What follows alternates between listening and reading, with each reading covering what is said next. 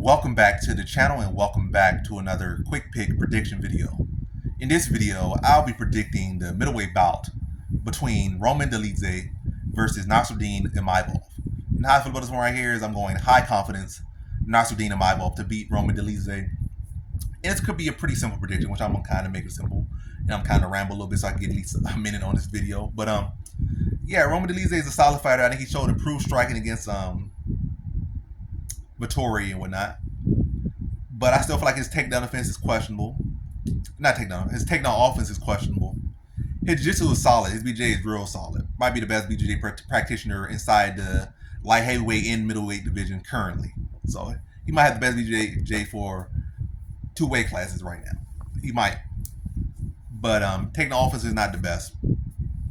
His striking is still pretty patchy. He just kind of makes him do with it. He's aggressive with it. He'll let it go. And he'll walk you down. He'll swing.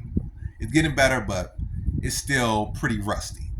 And I feel like Nassourdine Imavov can replicate a lot of the success that Trevin Gals did. And I feel like he has better takedown defense than Trevin Gals, bigger than Trevin Gals, a better striker and a better overall fighter than Trevin Gals, better cardio as well, and all that stuff. So pretty much better overall in every area than Trevin Gals. I want to say in particular areas, Trevin Gals probably has a little bit better this, a little bit better that.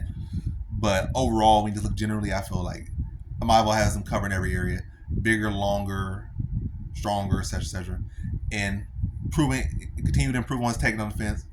He had that good fight with Strickland where he was able to go 5 rounds, and he might have lost. It came out on the short end, but I think that's a fight where you learn from and grow better in.